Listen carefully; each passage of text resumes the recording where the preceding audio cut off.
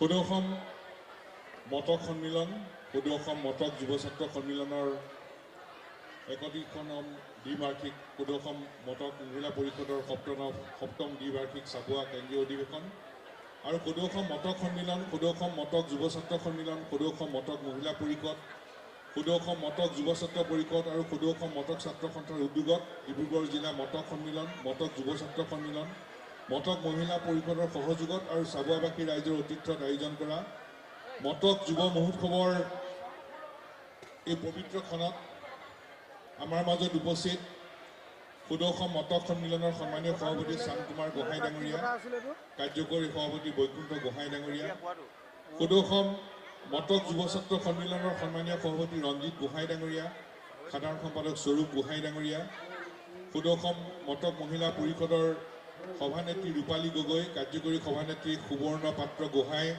সাধাৰণ সম্পাদিকা পূৰবী খনিকৰ মহোদয়া অভ্যৰ্থনা সমিতিৰ যুৱ মহোৎসৱৰ অভ্যৰ্থনা সমিতিৰ সন্মানীয় সভাপতি প্ৰশান্ত নেওগ মুখ্য সম্পাদকদ্বয় অমলেন্দু ফুকন নিৰূপম দুৱৰা প্ৰমুখে সদৌ মতক সন্মিলন সদৌ মতক যুৱ ছাত্ৰ সন্মিলন সদৌ মতক মহিলা পৰিষদ আৰু মতক যুৱ মহোৎসৱৰ অভ্যৰ্থনা সমিতিৰ সকলো বিষয়ববীয়াসকল বিশেষকৈ মাজত উপস্থিত চাবুৱা সমষ্টিৰ অভিভাৱক তথা চাবুৱা সমষ্টিৰ সন্মানীয় বিধায়ক একালৰ আমাৰ সদৌ ছাত্ৰ সন্থাৰ মূল সতীৰ্থ পুনাকন বৰুৱা ডাঙৰীয়া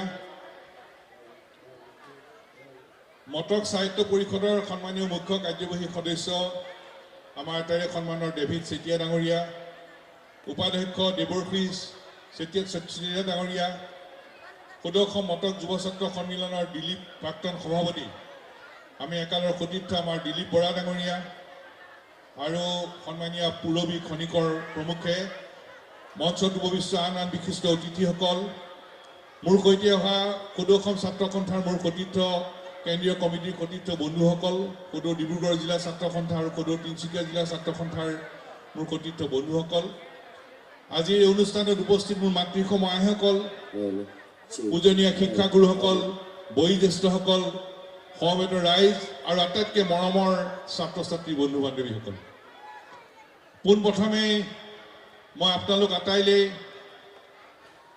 বয়োজ্যেষ্ঠসকললৈ মোৰ শ্ৰদ্ধা আৰু সেৱা জনাইছোঁ সমবেত ৰাইজলৈ মোৰ শ্ৰদ্ধা জনালোঁ আৰু মৰমৰ ছাত্ৰ ছাত্ৰী বন্ধু বান্ধৱীসকললৈ মই আন্তৰিক শুভেচ্ছা জ্ঞাপন কৰিলোঁ আজি এনে এটা ক্ষণ যিটো ক্ষণৰ যি অনুভূতি যি উপলব্ধি সেই উপলব্ধি প্ৰকাশ কৰাৰ মোৰ কোনো ভাষা নাই স্বৰূপ গোহাঁই ডাঙৰীয়া আৰু আন আন সতীৰ্থসকলৰ লগত যেতিয়া আমি কথা পাতিছিলোঁ তেখেতসকলে এটা প্ৰস্তাৱ দিলে যে এটা বঁটা দিয়া হ'ব আৰু তেতিয়া আমি স্বৰূপ গোহাঁই আৰু আন আন সতীৰ্থসকলক কৈছিলোঁ যে জীৱনত আমি এনে কোনো কাম কৰা নাই যিটো কামৰ বাবে বঁটা পাবলৈ এতিয়াও মই যোগ্য হৈ উঠিছোঁ আৰু বঁটা সন্মান আৰু প্ৰাপ্তি এই তিনিটাৰ কথাৰ যদি আমি পৰ্যালোচনা কৰিবলৈ যাওঁ মই আপোনালোকৰ বয়োজ্যেষ্ঠসকলক সন্মান সহকাৰে ইয়াত উপস্থিত থকা সমূহ ৰাইজক মই সন্মান সহকাৰে মোৰ হৃদয়ৰ উপলব্ধি প্ৰকাশ কৰি ক'ব খোজোঁ যে মই অসমৰ জাতীয় জীৱনত মই এনে কোনো কাম কৰা নাই যাৰ বাবে মই এটা বঁটা গ্ৰহণ কৰিব পৰা হৈছোঁ কিন্তু এই কথাও ক'ব লাগিব যে উদ্যোক্তাসকলে যিটো সন্মান প্ৰদৰ্শন কৰিছে অসমৰ সমাজ জীৱনৰ অংগাংগী অসমৰ খিলঞ্জীয়া মানুহক সন্মুখৰ পৰা নেতৃত্ব দিয়া মতক জনগোষ্ঠীৰ প্ৰতি যি সন্মান মতক জনগোষ্ঠীয়ে যি সন্মান প্ৰদৰ্শন কৰিছে তাৰ প্ৰতি মই শিৰ নেপ কৰি সন্মান জনাই এই সন্মান মই গ্ৰহণ কৰিছোঁ কিন্তু মই আজিও কৈছোঁ যে বঁটা গ্ৰহণ কৰিব পৰাকৈ মই কোনো উল্লেখযোগ্য কাম কৰা নাই যেতিয়া মানুহে উল্লেখযোগ্য কাম কৰে তেতিয়া বঁটা দিয়ে স্বৰূপ গোহাঁই আৰু আন আন সতীৰ্থসকলৰ লগত বিষয়ববীয়াসকলৰ লগত কথা হ'ল, যুক্তি হ'ল, আলোচনা হ'ল, আৰু তেতিয়াই আমাৰ ছাত্ৰ সন্থাৰ পৰিয়ালতো আলোচনা হ'ল। ছাত্ৰ সন্থাৰ পৰিয়ালৰ আমাৰ সভাপতি উৎপল শৰ্মা, সাধাৰণ সম্পাদক কমৰিয়ান ফুকন প্ৰমুখ্যে, সদৌ ডিব্ৰুগড় জিলা ছাত্ৰ সন্থা, সদৌ তিনিচুকীয়া জিলা ছাত্ৰ সন্থা, ইয়াৰ কেন্দ্ৰীয় কমিটিৰ সদস্য সকলোৰে লগত আলোচনা হ'ল। জীৱনত মই বঁটা লৈ পোৱা নাই, আৰু এটা গভীৰ উপলব্ধি যে অসমৰ খিলঞ্জীয়া মানুহক সাহস, উদ্যম আৰু অনুপ্ৰেৰণা আগবঢ়াই অহা মটক জনগোষ্ঠীয়ে যি সন্মান আগবঢ়াইছে, সেই সন্মান খুব সন্মান সহকাৰে নতশিৰে মই গ্ৰহণ কৰি মই ক'ব খোজো যে আজিৰ তাৰিখত যেতিয়া বঁটা দিয়া যায়, উল্লেখযোগ্য কামৰ বাবে বঁটা দিয়া যায়, কিন্তু আজি বঁটা গ্ৰহণ কৰি মোৰ উপলব্ধি এইটোৱে যে মোৰ ওপৰত এটা গধুৰ দায়িত্ব দি দিয়া হ'ল, এটা গধুৰ দায়িত্ব দিয়া হ'ল, আৰু সেই দায়িত্বটো হ'ল অসমৰ মাটিত অসমৰ খিলঞ্জীয়া মানুহৰ সুৰক্ষিত ভৱিষ্যত নিশ্চিত কৰা।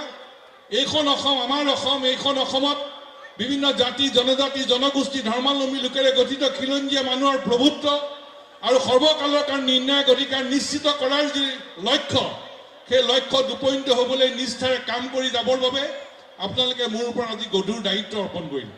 মই আজি এই বঁটাটো মোৰ ওপৰত অৰ্পণ কৰা এটা গধুৰ দায়িত্ব হিচাপে মই গ্ৰহণ কৰিছোঁ, আৰু আপোনালোকৰ আশীৰ্বাদত সেই গধুৰ দায়িত্ব নিষ্ঠাৰে আগুৱাই নিবলৈ মোৰ প্ৰয়াস মই অব্যাহত ৰাখিম। মই আগতেই কৈছোঁ যে বঁটা, সন্মান আৰু প্ৰাপ্তি, আজি আপোনালোকে যি বঁটা দিলে সেইটো মই এটা গধুৰ দায়িত্ব হিচাপে মোৰ পাতি ল'লোঁ।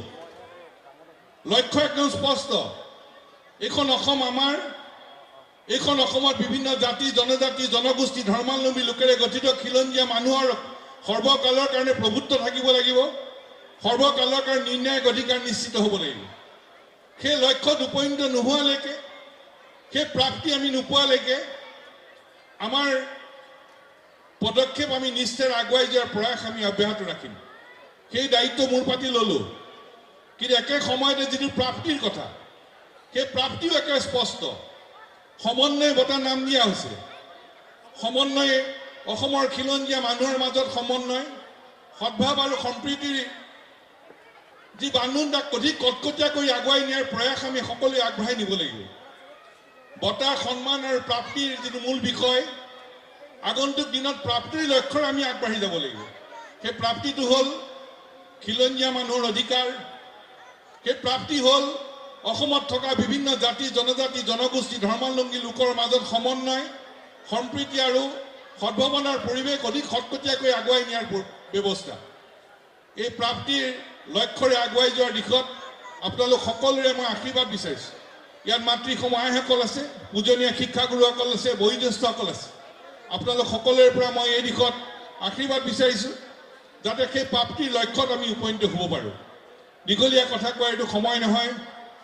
মই আগতে কৈছোঁ যে জীৱনৰ এটা সুকীয়া মুহূৰ্ত, আৰু আজি আমাৰ অনুষ্ঠানৰ মূল উদ্যোক্তা সদৌ অসম মটক সন্মিলন, সদৌ অসম মটক যুৱ ছাত্ৰ সন্মিলন, সদৌ অসম মটক মহিলা পৰিষদ আৰু যুৱ মহোৎসৱৰ যি কৰ্মকৰ্তাসকল আছে, তেখেতসকলৰ প্ৰতি মই ধন্যবাদ জনালোঁ, কৃতজ্ঞতা জনালোঁ। কাৰণ আমাৰ মাজত থকা যি সদ্ভাৱ, যি সম্পৰ্ক, এই সদ্ভাৱ আৰু সম্পৰ্কই এই দায়িত্ব মোৰ পাতি ল'বলৈ মোক বাধ্য কৰালে। আৰু ময়ো আপোনালোকৰ প্ৰতি মই অনুৰোধ জনাব খোজোঁ, এই দায়িত্ব মোৰ পাতি লৈ আগবাঢ়ি যাওঁতে আপোনালোকৰ সম্পূৰ্ণ সহযোগ, আপোনালোকৰ আশীৰ্বাদ, আপোনালোকৰ দিহা পৰামৰ্শৰে আগুৱাই দিবলৈ সকলো প্ৰয়াস ল'ব, তাৰ বাবে আপোনালোকৰ ওচৰত মই কৰযোৰে মিনতি কৰিছোঁ। আৰু আমি আশা কৰিম আমাৰ মাজত যি সদ্ভাৱনা, যি সম্পৰ্ক, যি ভাতৃত্ববোধ, যাৰ বাবে বঁটা গ্ৰহণ কৰিবৰ কাৰণে পৰিৱেশ সৃষ্টি কৰিলে, আগন্তুক দিনতো আমাৰ মাজৰে সেই সদ্ভাৱনা, সেই বন্ধুত্ব, সেই ভাতৃত্বৰ যি ধাৰা, সেই ধাৰাক আমি আগুৱাই নিবলৈ আমি আটাই সক্ষম হ'ব পাৰিম, অধিক কটকটীয়াকৈ আগুৱাই নিবলৈ সক্ষম হ'ব পাৰিম, সেই আশা মনত পুহিছোঁ। আৰু ক'বলৈ মন যায়, ক'বলৈ মন গৈছে, আৰু সেই ক'বলৈ মন যোৱা কথাটো হ'ল যে আমাৰ কাম অসমৰ কাম। আমি অসমৰ ক্ষেত্ৰত যদি কওঁ অসমক লৈ আমি সেই ধৰণে ক'ব পাৰোঁ।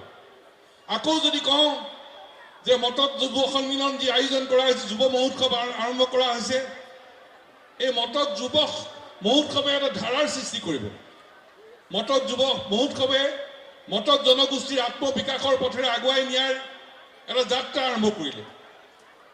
ইয়াৰ ছাত্ৰ ছাত্ৰীসকলে আকাশ চুব খোজে। আকাশ চুব খোজা ছাত্ৰ ছাত্ৰীসকলক পৰিৱেশ দিব লাগিব। শিক্ষাৰ দ্বাৰা শিক্ষিত হৈ ছাত্ৰ ছাত্ৰীসকল যাতে আগবাঢ়ি যাব পাৰে, সপোনবোৰ যাতে দিঠকত ৰূপায়িত হ'ব পাৰে, তাৰ পৰিৱেশ আমি ৰচনা কৰি দিব লাগিব। যুৱ মহোৎসৱৰ যি তাৎপৰ্য তাক আমি গভীৰ উপলব্ধিৰে আগবাঢ়ি যোৱাৰ প্ৰয়োজন। অসমত এই যাত্ৰা আৰম্ভ হৈছে। আমাৰ মাজৰে কাৰ্বি যুৱ মহোৎসৱৰ যেতিয়া আৰম্ভ হৈছিল তেতিয়াও ভাবিছিল যে যুৱ মহোৎসৱে কি কৰিব, কিন্তু কাৰ্বি যুৱ মহোৎসৱে কাৰ্বি জনগোষ্ঠীৰ মাজত শিক্ষা, সংস্কৃতি, পৰম্পৰা সকলো শক্তিশালীভাৱে আগুৱাই নিয়াৰ যাত্ৰা সবলভাৱে কঢ়িয়াই লৈ গৈ আছে। দিনক দিনে শক্তিশালীভাৱে যাত্ৰা আৰম্ভ হৈছে। আমাৰ মাজত থকা মিচিং জনগোষ্ঠী যুৱ মহোৎসৱৰ জৰিয়তে এটা আধাৰ সৃষ্টি কৰিছে। তাত থকা ছাত্ৰ ছাত্ৰী, যুৱক যুৱতীসকলে, মহিলাসকলে, আইসকলে, সকলো স্তৰৰ জনসাধাৰণে শক্তিশালীভাৱে আগুৱাই নিয়াৰ ধাৰাৰ সৃষ্টি কৰিছে। সকলো জাতি জনগোষ্ঠীৰ চিন্তন হৈছে, মন্থন হৈছে, কৰ্ষণ হৈছে। আৰু মটক জনগোষ্ঠীৰ নতুন প্ৰজন্মৰ ছাত্ৰ ছাত্ৰীসকলৰ সুৰক্ষিত শৈক্ষিক ভৱিষ্যত নিশ্চিত কৰাৰ লগতে ইয়াৰ যুৱক যুৱতীসকলে আত্মমৰ্যাদাৰে জীয়াই থকাৰ পথৰ সন্ধান পাব পৰাকৈ প্ৰতিটো পৰিয়ালৰ জীৱন ধাৰণৰ মানদণ্ড উন্নত কৰাৰ লক্ষ্যৰে আৰু আমাৰ পৰম্পৰা, আমাৰ কৃষ্টি, আমাৰ সংস্কৃতি এই সকলোকে শক্তিশালীভাৱে আগুৱাই নিয়াৰ এক যাত্ৰা আৰম্ভ কৰিছে। কাৰণ মটক জনগোষ্ঠীৰ ইতিহাসৰ পাত লুটিয়ালে অসমৰ জাতীয় জীৱনৰ সমৃদ্ধ ইতিহাসৰ কথা আমি জানিব পাৰোঁ, গণতান্ত্ৰিক চেতনাৰ কথা জানিব পাৰোঁ, পৰম্পৰাৰ কথা জানিব পাৰোঁ, দূৰদৰ্শী চিন্তাৰ কথা আমি জানিব পাৰোঁ। আৰু আমি আশা কৰিম মটক যুৱ মহোৎসৱে নতুন প্ৰজন্মৰ সকলোকে সাহস দিব, উদ্যম দিব, অনুপ্ৰেৰণা দিব, নতুন ভৱিষ্যতক আগুৱাই নিবৰ কাৰণে এটা সঠিক ৰূপৰেখা অংকন কৰিবলৈ সুবিধা দিব। আমাৰ দৃঢ় বিশ্বাস এই যুৱ মহোৎসৱে মটক জনগোষ্ঠীক শক্তিশালীভাৱে আগুৱাই নিয়াৰ এক শক্তিশালী মানচিত্ৰ ৰূপৰেখা প্ৰণয়ন কৰাত, কাৰ্যকৰী কৰাত সফল কাম কৰাব, সেই আশা আমি মনত পুহিছোঁ।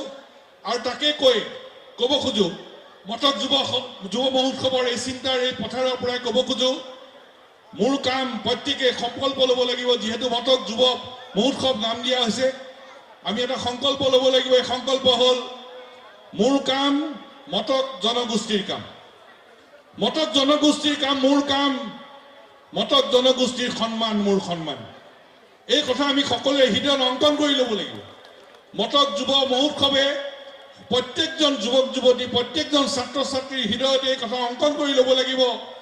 মোৰ কাম মটক জনগোষ্ঠীৰ কাম, মটক জনগোষ্ঠীৰ কাম মোৰ কাম, মটক জনগোষ্ঠীৰ সন্মান মোৰ সন্মান।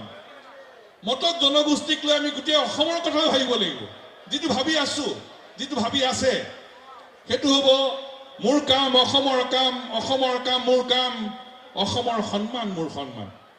আৰু এই বাক্যৰে পুনৰ দোহাৰিছোঁ, মোৰ কাম মটক জনগোষ্ঠীৰ কাম, মটক জনগোষ্ঠীৰ কাম মোৰ কাম, মটক জনগোষ্ঠীৰ সন্মান মোৰ সন্মান, মোৰ কাম অসমৰ কাম, অসমৰ কাম মোৰ কাম, অসমৰ সন্মান মোৰ সন্মান। এই লক্ষ্যত আমি সকলোৱে উপনীত হ'ব পাৰিম, সেই আশা মনত পুহিলোঁ। আপোনালোকে দিয়া দায়িত্ব মূৰ পাতি ল'লোঁ আৰু এই দায়িত্ব পালনৰ ক্ষেত্ৰত আপোনালোকৰ অভিভাৱকত্ব কামনা কৰি উদ্যোক্তাসকলক কৃতজ্ঞতা জনাই মোৰ ক'বলগীয়াখিনি সামৰিছোঁ। ধন্যবাদ। জয় অসম।